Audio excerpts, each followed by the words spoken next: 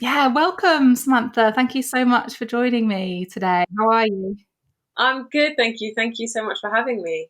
How are you? What's happening? Yes, good. I'm good. Kind of, I know it's bad to say, but I kind of don't want lockdown to end. I know that's terrible. I wonder if lots of people are feeling the same. We've got kind of cozy in our little bubbles, and it's like now we have to go out into the world. I'm not entirely sure, but yeah. Yeah, it's a funny one. I was having a conversation with a friend, and she said, now I feel like I need to set different boundaries around what I will and won't attend, and where I feel like going, and it's having those conversations with friends now about where you feel safe being and where you don't. And I think a lot of people have really enjoyed this time inside to reset, almost like as a little mini retreat from life. Yeah, totally. And realizing what things you really want to do and what you don't, and what people you want to see and what people you don't really want to see, I think. Yeah, Yeah. for sure, for sure. Can you please share for people that maybe don't know who you are and what you do, what it is that you do and how you got to where you are today? Yeah, so I'm a happiness consultant and I'm also the author of Love It or Leave It: How to Be Happy at Work.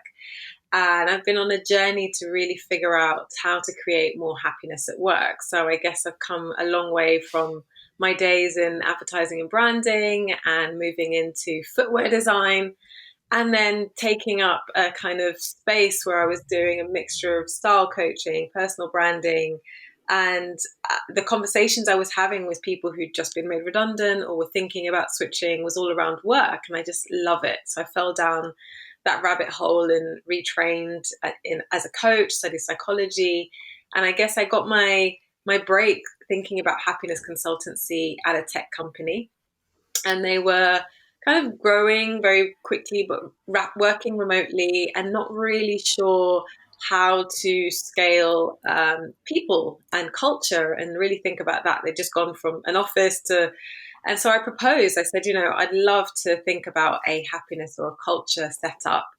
And I became their head of happiness for 2 years. And then I branched out on my own. So I've been doing my own thing now since, I guess, 2015, and just growing. And I feel like I work both with companies in house, helping them to think about cultures that really support employees to be their best.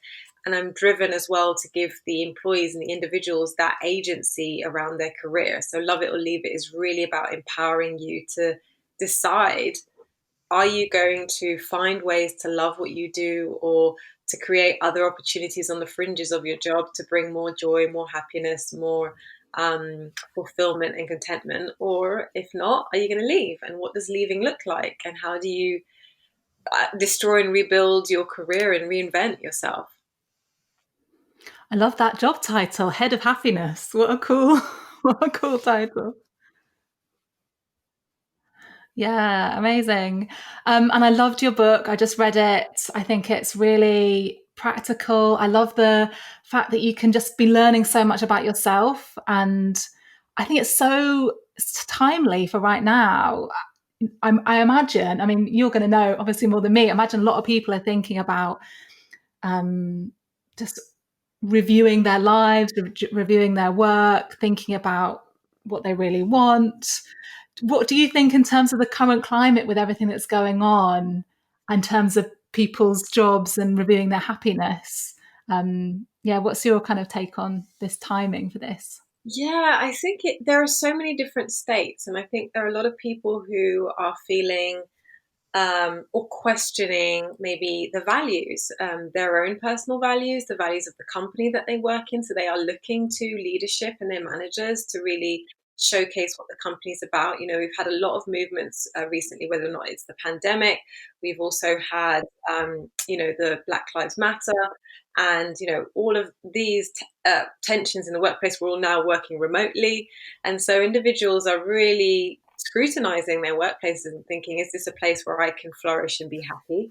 I think the pandemic has given us the space to breathe and to stop from the commute and the general running from one place to another, and realizing actually I'm enjoying having breakfast with my partner. I'm enjoying putting my kids to bed.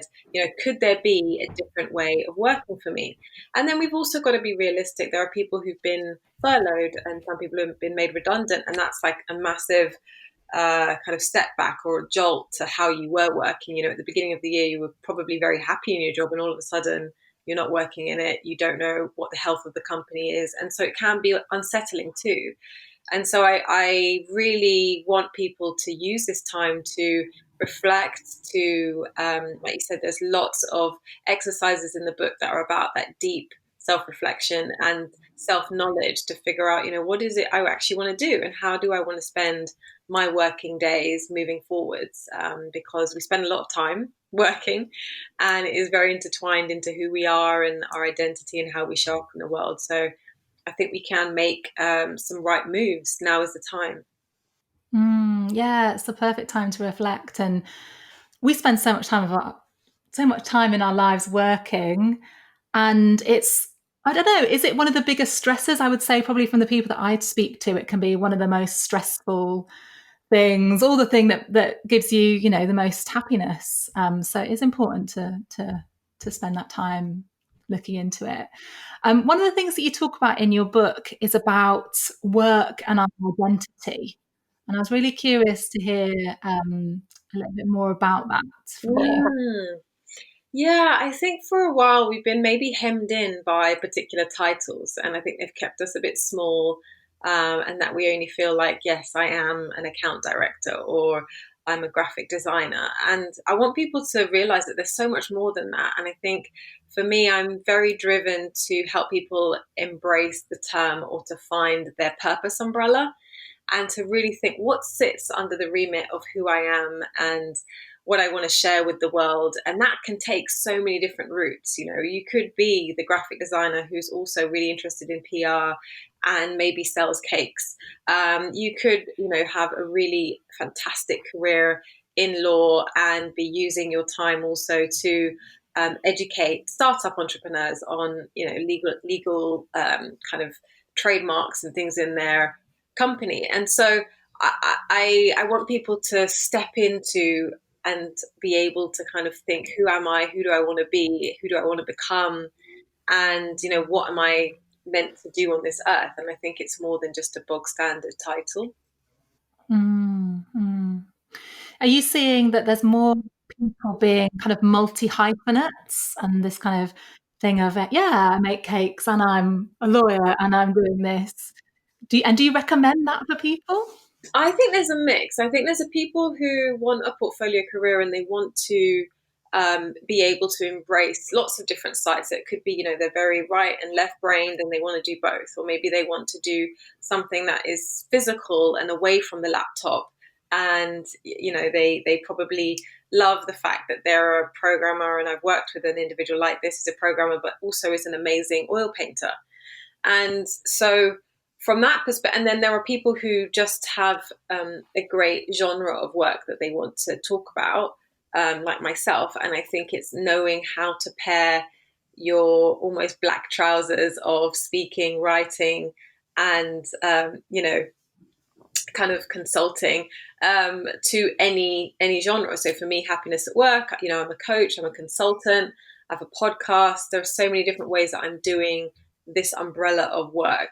So I think lots of people are investigating what work looks like for them. And also, I think it's okay to also be a serial specialist and to know, actually, I've enjoyed 10, 20 years as someone who's been working in finance, and actually now might be the time to do something completely different for another 10 years straight too. So I think we have the options. Yeah, it's good to have those options, I think. I was talking to my cousins recently who are 17 and they're just choosing what they're going to study at university. And to think that you have to kind of decide what you're going to do for your whole life at 17, like I didn't know anything at 17. I think, how are we supposed to choose? But yeah, it's nice to think that we can change, that we don't have to just go down one specific path for our whole lives. I think we have to be open to giving ourselves permission to do that too. I think maybe I think the younger generation definitely are so much more empowered now to, use the internet, use different platforms to start things in new ways, and it be okay to change.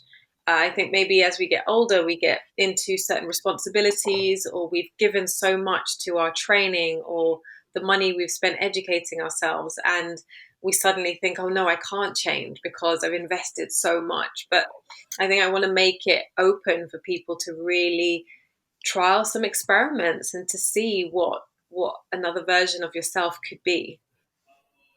So, what would that look like to experiment with different ideas? Yeah, I think, in the book, I proposed lots of different ways for you to start experimenting and stress testing different strands of your portfolio. So, looking at, where are the areas where I feel like I want to have a bit more fun? How do I interrogate, people that I might know in that area? What skills would I like to learn and grow into?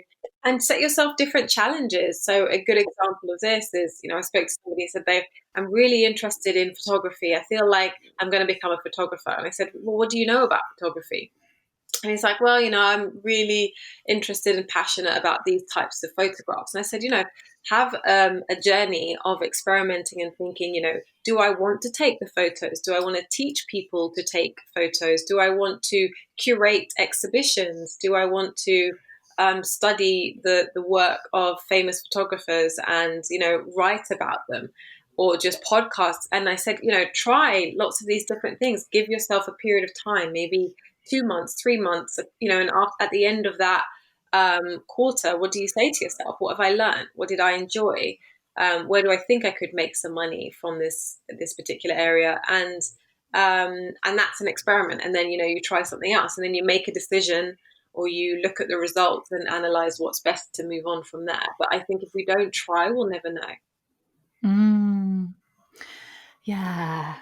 I like that idea of kind of road testing ideas and giving things a try. I'm just thinking about my sister, who had a kind of office job for years. She'd studied illustration at university and she's very arty, but tried to do this kind of office job for a few years. And everyone told her, you're never going to be an illustrator. Even my dad, it was terrible. He was like, yeah, you should probably just get like a real job.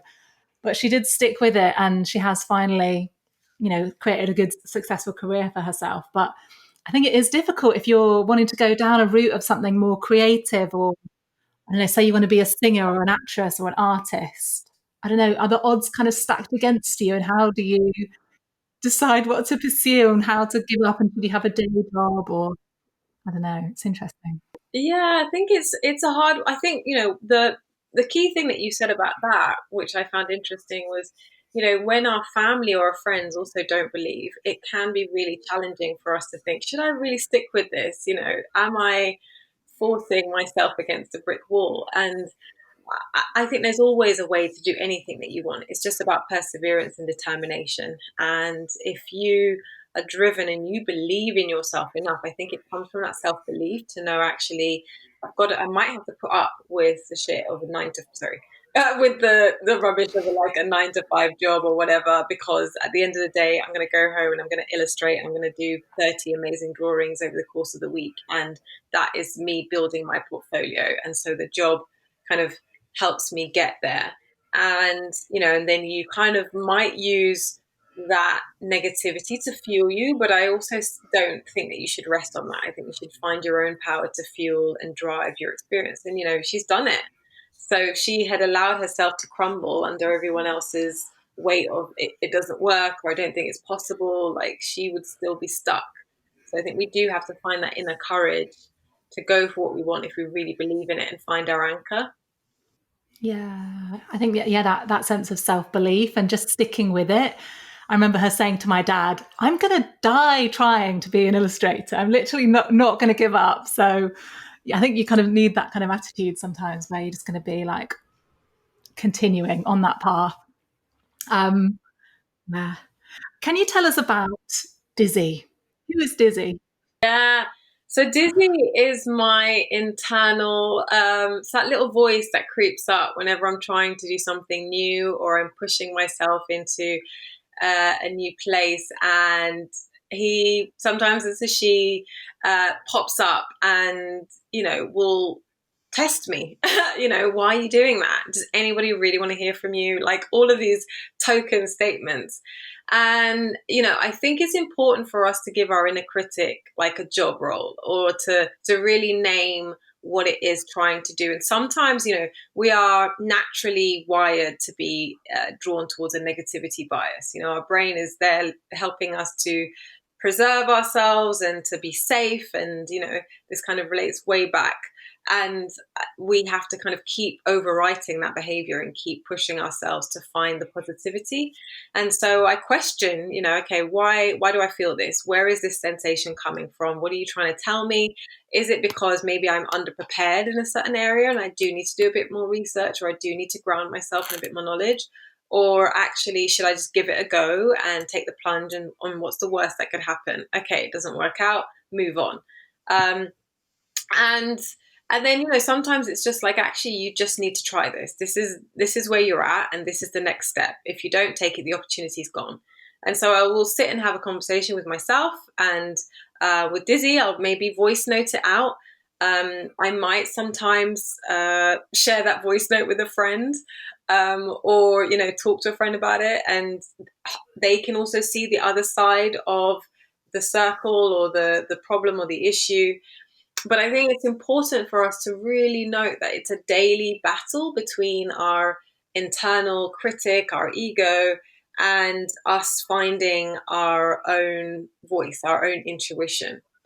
And I think it's being aware of that voice when it comes up and how loud it wants to be, and also knowing that you have the power to quieten it and to speak to it, and realize that you wouldn't talk to a friend with that behavior. So why are we allowing ourselves to talk? I think Kirsten Neff, who does a lot around self-compassion, says that we really need to monitor how we speak to ourselves and the things that we say. So, I keep Dizzy well under wraps, but I think that they show up as and when it needs to sometimes, to just really get me to do some bold things.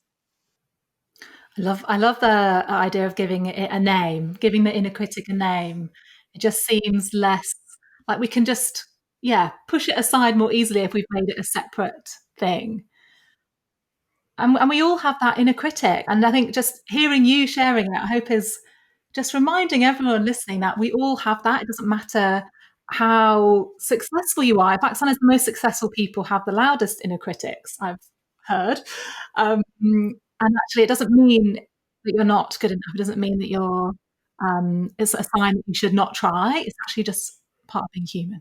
Yeah, of course. And for me, it's like, I feel like it's part of the journey. I think if I didn't have any of those, like, then I know I'm not stretching myself. I feel like I want to keep growing, I want to keep building, I want to keep pushing. And every time, growth is a stretch zone. It's painful. It's like birth and death. It's always painful, destruction, giving birth to anything. And so if I wasn't feeling it, I'd be something's a bit off. I love that reframe of actually, maybe it's a good thing if you're experiencing the inner critic, because actually it's a sign that you're moving forward and you're doing something new. I think Yeah. it's those two things. It's knowing that you're feeling it and you're doing something new, but when you feel it, what will you do with it? Will you let it crush you, or will you let it propel you? Yeah, I like that you sometimes share the voice note with a friend. I think that's a really interesting idea. I was having a conversation with a friend recently about, I don't know, I was sharing some of the things that my inner critic was saying, and it was really nice to hear her share her outside perspective of, Chloe, from the outside, everything looks like it's going amazingly. Like, what are you worried about? And that sort of thing just can be helpful, just to help you to step into that kind of perspective when we can't get there for ourselves. 100%. I love that. Um, can we fall in love with our jobs again? If there are people listening that are, I don't know, if they're in a rut, or they're just questioning everything since, all that's been going on in the world, is it possible to do things to make ourselves be happier at work? And what are some of those things that you recommend? Yeah, I think that, when it comes to our work happiness, I think there are 6 different pillars that we really need to engage with. And we need to understand, is it an internal thing that I am struggling with, in that maybe I need to do some work on my own, my own mindset. Maybe I need to really think about how I am looking after my well-being, and maybe lack of sleep or stress, whatever is impacting my day job. um, and then it's thinking, externally, what are the things that are actually causing me the biggest amount of pain at work? Is it the relationships that I'm in? Is it the actual role itself? Is it the sector or the job? And it's like, how do I start to make those tweaks? So if I want to pay a rise, like, how do I set myself in motion to make that happen? If I am really unhappy with the way that my manager's speaking to me, what are you going to do about it? Like, are you going to go and say something? How do you have that conversation? And I think we need to know that there is something that we can do at every stage. It's just, how bold are we prepared to be? And also knowing that perhaps work serves a different purpose. Is it just the job for now, that enables you to do the other things on the fringes? Is it or is it, your calling? And what you've realized is actually this job is not your calling, and maybe it's a step towards it, but actually now you need to find your calling and you need to kind of move in that direction. So I think we can love it in different ways if we're just willing to do the reflection on what it is that isn't working. Is it an inside job, or is it things externally that need fixing? And then take it from there. And I think in the book I definitely give you lots of different insights from the internal perspective, but also from the external, to look practically about what to do. Yeah, I really like that idea of looking at it in terms of pillars and sections, and figuring out what is it about the job that is the problem, and can you what steps can you take to tackle it there? Because so often we make things about things outside of ourselves, don't we? We blame other people, we blame situations, but actually we have the most control probably over ourselves and our own responses to things, and how can we work on that instead?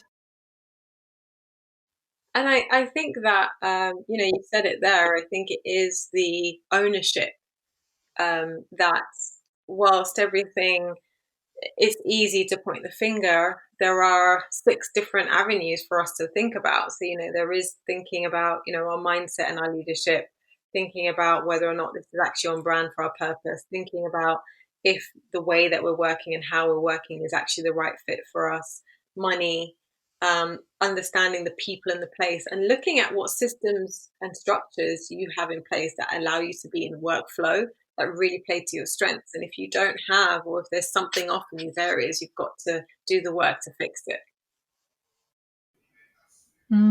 Absolutely. And I hope, yeah, I think it's such an important thing to do. So I really hope people are going to buy a book and do this inquiry into how they can love it or leave it.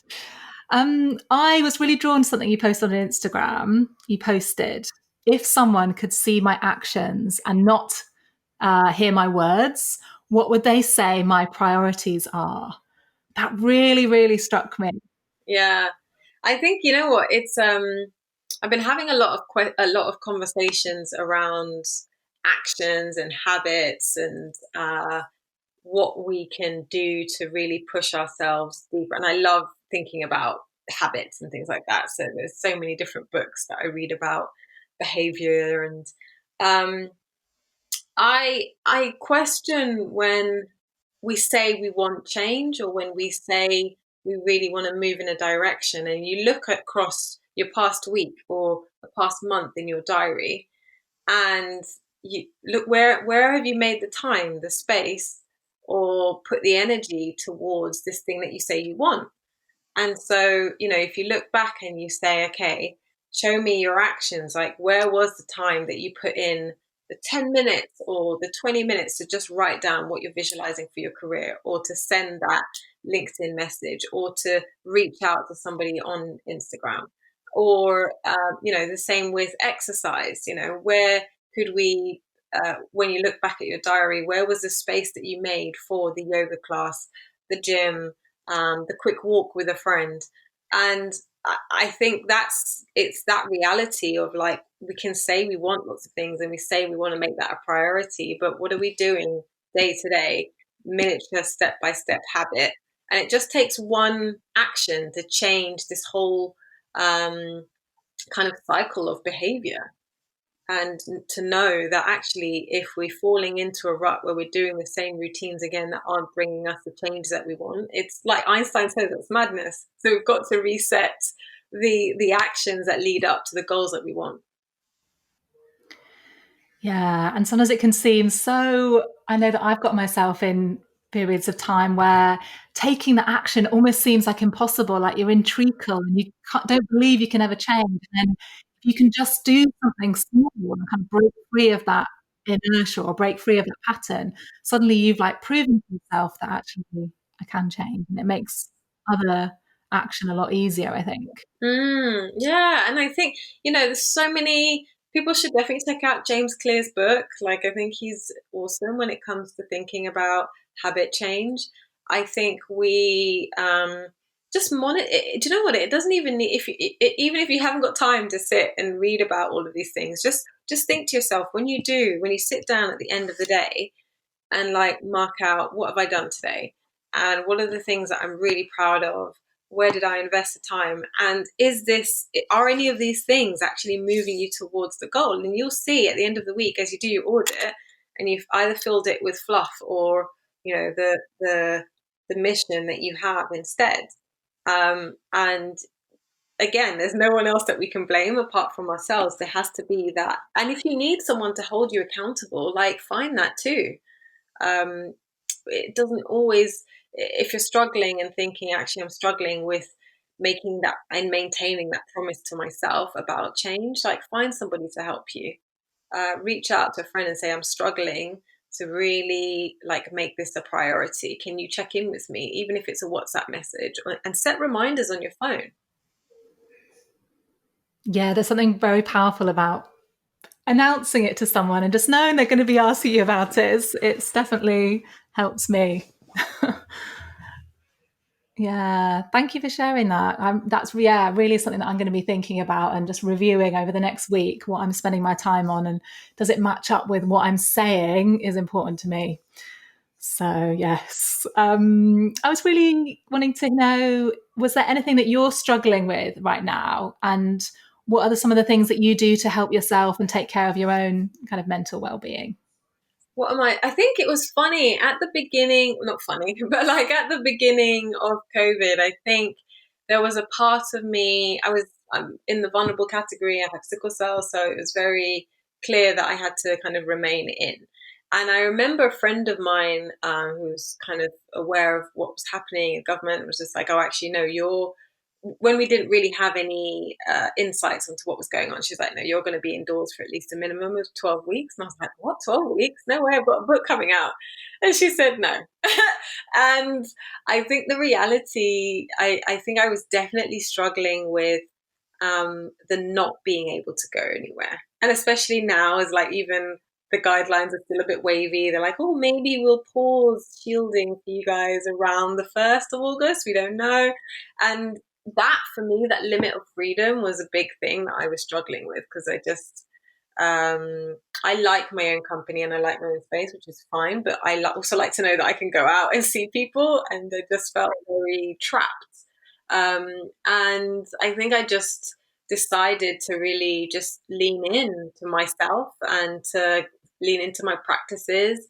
And, for the first time ever, like, whereas I'd love to go to a studio, I actually made the effort to start real home practice of movement and Pilates. And well, I was always into yoga, but I picked up Pilates, and that's become a staple. And so I think getting structured around my workout routine has definitely helped. The movement has helped me mentally.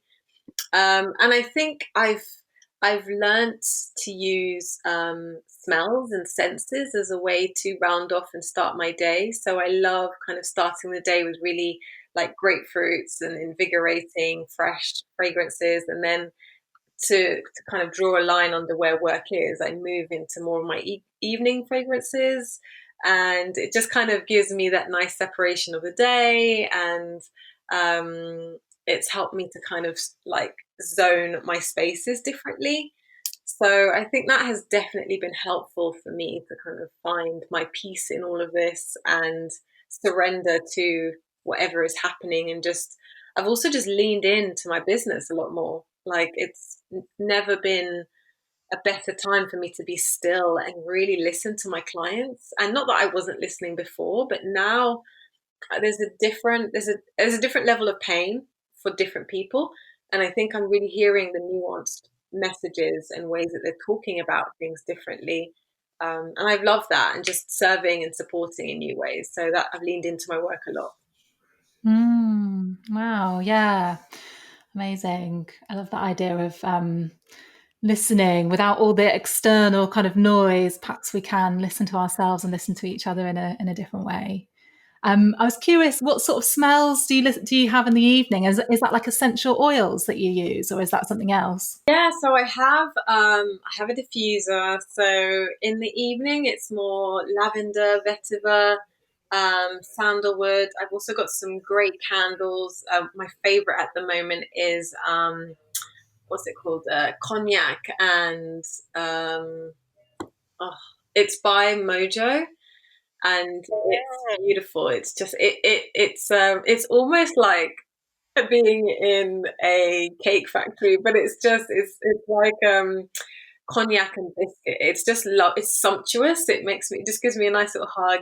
I love vetiver. I love kind of really nice musky, kind of warm, deep scent, nutmeg, that kind of stuff. I know that's probably I definitely love autumn. I think that's my favorite. There's lots of autumn senses for sure. And I like more of the citrus in the morning, kind of fresh, vibrant, eucalyptus as well. Those kinds of like tea tree, depending. But yeah, orange, all of that in the Mm. morning. I'm obsessed with smells as well. Incense, candles, sort of anything. So I love a bit of a recommendation for that sort of thing. So thank you. Definitely. There's the one that I love at the moment, which is white sage and oud. I think it's beautiful. It's like very aromatic. Yeah, fragrances, all about it. Love it. Love it. Yeah, well, thank you so much for speaking to me. It's been really, really helpful, and I think particularly at this time for people thinking about different jobs, really recommend they buy your book, Love It or Leave It. Where can people find out more about you and what you're up to? Yeah, so my website is loveitleaveit.co. And obviously, you can buy the book, which is available in all good bookstores, online, also Amazon. And I also run the Love It, Leave It Life, which is my ongoing coaching program, which is really about helping people to take action. So whether or not you've read the book, it is definitely where you come to get learning, get action. And I do like a signature 12-week program called Building Your Work Portfolio. And you can also find me on, so that is actually open from 13th of July. And you can find me on Instagram at underscore love it, leave it underscore, and at Samantha and underscore. Brilliant. And I'll put all those links in the show notes for everyone as well. Thank you so much for speaking to me. It's been really great.